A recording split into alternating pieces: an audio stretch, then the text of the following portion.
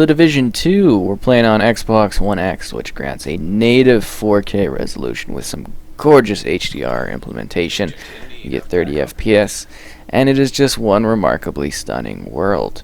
The visuals are just absolutely unbelievable, but with that, you do get some times where there are moments that textures are loading in, and you might see that while we're playing. It does look quite ugly for a few seconds, but once it does load in, it is stunning. There are little minor bits of pop in occasionally, but for the most part, you get one large, massive, absolutely seamless world that is just simply stunning. This is a huge evolution upon the first game. I've completed all the main story quests, and there are a pile of them that get you through tons of levels. There are settlements that you're actually building projects within in order to upgrade them, enhance the look of them, and they progress as the story progresses. If PvP is something you want, the Dark Zone now has 3 specific areas you can play in, and there's also a competitive multiplayer that we're going to jump into in a sec to show off some more kind of new style of the game, something a little bit more competitive gameplay wise. On top of that, there are Stronghold missions, which kind of complete the varying factions in the game. I will say that the varying factions were kind of a little bit too similar in this one for me. I felt in the first game there was a little bit more of a distinction between who they were, whereas this one it felt like one concurrent type of enemy that I was fighting. The reason I'm showing the map off so much is because there's so many things to do. There's side missions, there's control points, there's hidden caches, there's safe houses, there's random missions that pop up. This is a very seamless game in the sense that you can just play with people instantly. You can do random activities, open world activities, go into the Dark Zone, you can do bounties, you can do missions. There's just so much to do, and there's different difficulty tiers, and this is like just a long game. I've been trying to grind through this so hard right now to try to finish everything off, and it keeps going and going, and it's fantastic. It's great. I'm having a great time with it. But if you do somehow finish it all off, there's also like an endgame on top of things. Skills have been revamped and expanded upon. You get tons of new little side options and weapons to use. My little turret pal is my best friend. Well, not anymore, because the drone is the best. Seriously, the little drone flies around, helps you out. It's so good during combat. Your main base of operations is the White House. And it's just like, the end game is really expansive. There's so much content to it. And even then, if you can get to that point, I mean, because I know some people don't have like hours and hours to play, right? I mean, you have a limited time. There's just so much going on. So we're going to jump into the conflict, because this is new, and I want to show it off because it is something that is different in this game. If you played the first Division, you're going to be familiar with the game. You're going to know what it's kind of like gameplay-wise, but it's just been evolved upon, and there's a lot more to it. We have this Washington, D.C., a brand new, interesting world. The game loads really fast, too. You get in and out of places quickly, and with it being seamless, you can just jump into other matches with others, or you can have other matches come and back you up, and it's just really quick, fast-paced action. But yeah, story-wise, after the first one, everything's fallen apart. Huge pandemic issue here, and we are going to kind of show off the multiplayer element of that. You're playing as an agent, lots of customization options. It could have been more in depth, but I mean, really, there's quite a bit of tweaking to your characters that are present. When it comes to extra objects in the game, there is going to be a season pass, but there are also microtransactions that you can use for apparel. Just really seems to be like cosmetic based at this point, so I really don't have any problem with that. It's mostly changing your look and design. And we're going to jump into a match so we get some competitive multiplayer going on. It's just kind of like a different look at what the Division is, because they're trying to expand it even more than what was initially present within the game. Because you do have the world in general as a PvE. You work up to a squad of 4. You work together, cooperative. It is a cover-based game. It's not meant just to be running around like a maniac. You actually are using cover strategy in order to take out enemies.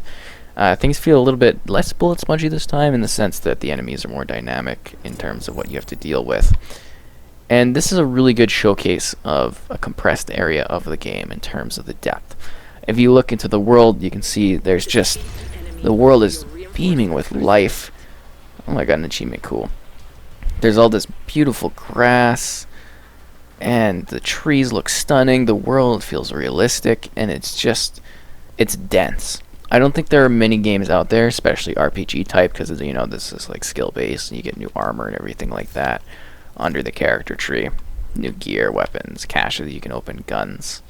But I don't think I've seen a game that this large in scale, this multiplayer focused, that has such depth in the environment, and everything reacts. Like the plants are like swaying in the wind, and there's different levels of verticality to it, and you can climb into different areas. There's lots of secrets, there's hidden things to collect. It's just a beautiful quality world to explore and engage in. Looks like we're getting into combat here.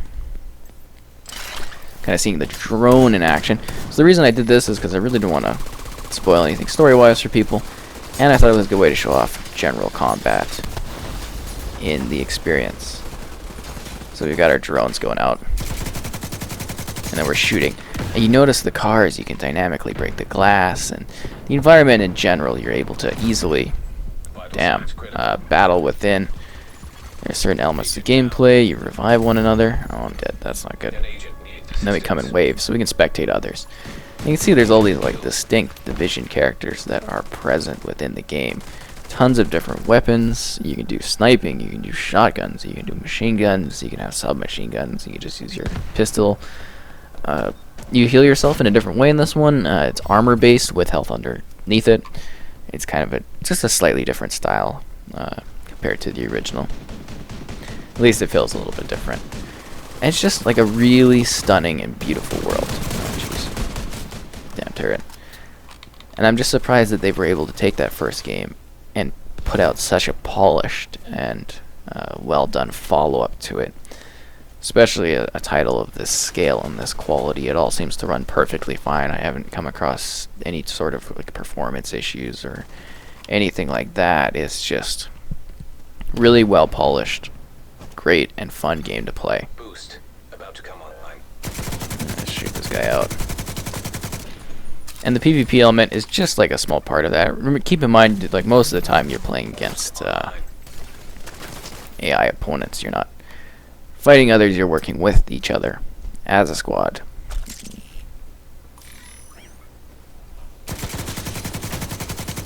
Yeah, let's get that drone out there so we can pick that guy out.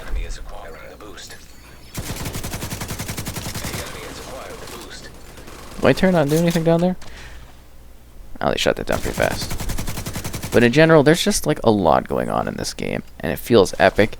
And these multiplayer matches are just kind of a nice extra on top of it if you want to take your skills and show them off to others in dynamic worlds. And there's actually like a good selection of well set up levels that play well, and they feel like they lean into the competitive element of the game perfectly. What are my teammates doing? Get into the action, guys. You're just kind of standing here. Some of the maps, like the ruins one, are a little bit more central focused. Like this one is a little bit more strategic, it seems, almost in style, whereas the ruins is like really fast paced action. Damn, they're mowing me down. Help me, teammate. The combat also seems to scale a little bit better. In the first one there was like great kind of issues in regards to playing with one another, and I had a lot of problems with that, because I ran through it with a friend. I think it was like about a month before this one came out, because I wanted to prepare for this game, get used to it and understand everything like that. I think the multiplayer is like a nice add-on. Again, this is mostly just to show off a quick kind of combative thing, and the game mostly at its most dense in terms of visual quality. Again, going back to HDR, the implementation in this game is just simply stunning. They've done a beautiful job on it. It's got like natural day and night cycles. I think the rain looks really bad personally. I thought they could have done a better job on that, because the game kind of like, at least mine, opened up with a very rainy sort of cinematic, and I was like, oh, that's very ugly. That's like my only issue, but you don't see it all like the rain all the time. It's like an occasional thing, but you see so many different types of day, and you see so many different like skylines and lighting, and it's just crazy. You go down into the sewers, and there's kind of, there's just a lot going on in terms of the environment. They've created a very dynamic and beautiful world that you get to explore. Flanked. As I'm getting flanked. 2, I think. I'm getting shot in the back. Yeah, I'm getting shot in the back too. That's not good. And you can customize the style of your character a lot too. Lots of different kind of apparel options if you do want to get into that tweaking thing with the cosmetic elements of gameplay. Generally, everything again runs fine. It feels tense. It feels fast-paced. It's a lot of fun to play. You can have a clan.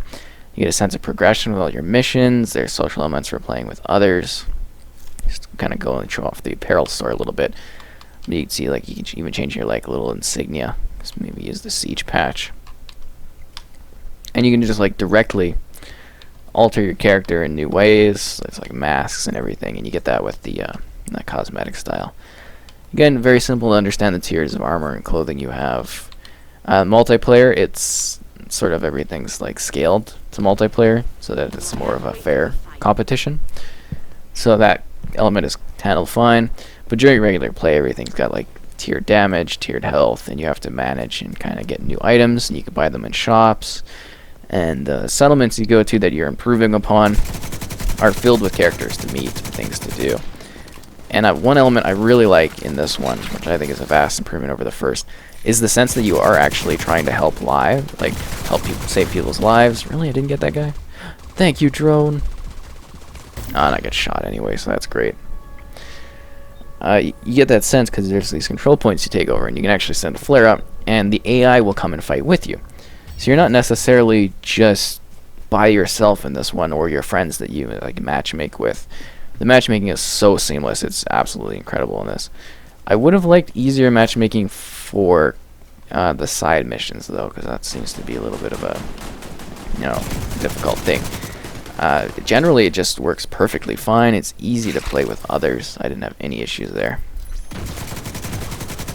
Damn, and there's always people that were present to play the missions, do side activities with. Whoa.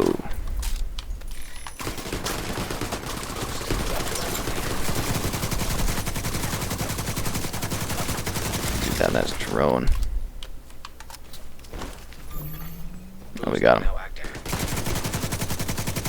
As you can see, the combat really intense, third-person action that's going on here.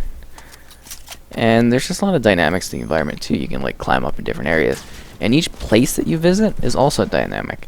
So going to that sense of verticality that I was mentioning, you can move around the world and you get a lot of different options. You can use like flanking paths, so you can find elevated places, and you can really kind of, drop down like an idiot into the combat here. But you can find different parts of the map in order to be more effective. You can get to a point where you can cover your teammates from a new angle. You can set up a turret one spot, send your drone out down the middle, and you can go another path in order to create your own flanking route for yourself. You'll face varying levels of enemies. Some enemies like run at you. There's like suicide ones, there's shotgunners, there's melee based enemies. You get some like huge juggernaut guys. There's different rarities to them and different rarities to the gear you collect. There's just too much to this game. It is seriously beyond impressive. And you can usually slide over car hoods, but I kind of failed there at that. And it's a stunning world. Really, just on the 1X, truly a beautiful environment that you're facing. They've captured the aesthetics of the area quite well. You get to see so many monuments, and there's even a special like feature where you can click in and you can take in that monument.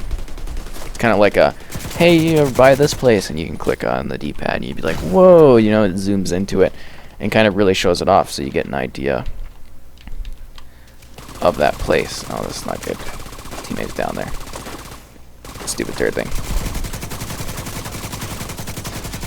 I got you, man. And you can revive teammates, and sometimes there's no respawn zones, but they come across, they're not as present in this one as they were in the first. Jeez. I'll also mention that in the first game there was a lot of like sort of tricks to the enemy AI. Like they'd set up rooms where it's like you'd push all the enemies out, and then new ones would come out of nowhere and attack you. That's handled a little bit less frequently in this one. I definitely feel like it's a little, because I felt that was a little cheap that these enemies would come out of nowhere and attack you. But that's not the case anymore. It's a little bit more better played out, and you feel more of an intense threat from enemies as you're going around. in dealing with things. Jeez, what am I getting shot by? That armor up here. Help me, turret.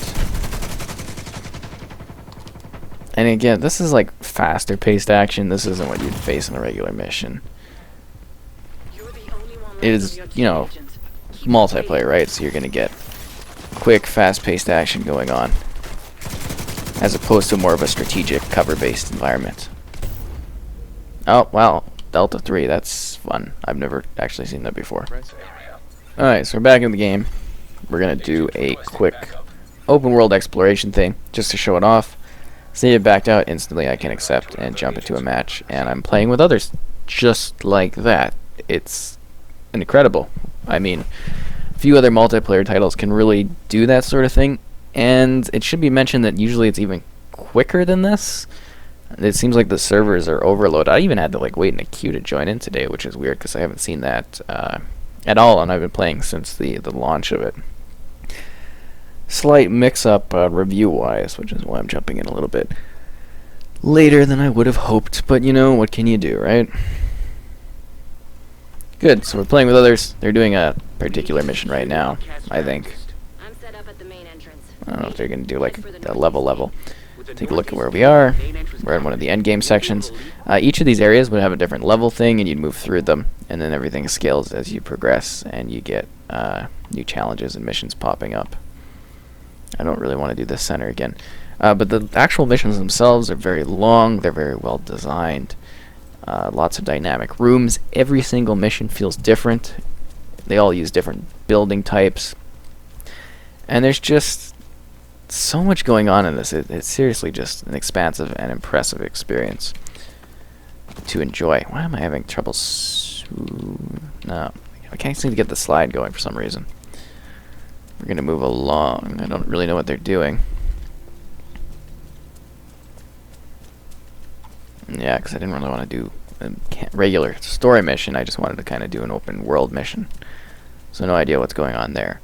But just to kind of show it off, you're moving around, there's lots of enemies to deal with. It kind of actually gets a little bit tiresome dealing with the side enemies on the way to your mission. Like they're just patrolling or guarding. But I guess that adds a little bit dynamic thing to the world actually being filled with enemies. Some enemies, they have specific points that you can attack. There's lots of fuel canisters, so you can deal extra damage during combat if you'd like to. During missions, seeing the purple tiered enemies, they're a little bit more of a dynamic foe. A little bit stronger too.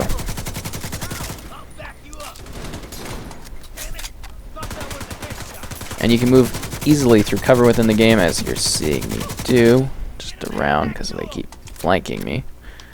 And you get different weapon options. That's kind of what I'm rocking. You can do blind fire too if you need to. Kind of hoping to get that guy. And it's just like a very dense, beautiful, and realistic world. And I love what they've done in terms of the setting. See, the last one was very snow-based, and that was beautiful. Seriously, I love snow type of levels and stuff in games, and actually movies too. I think the snow's really cool when they do those kind of scenes.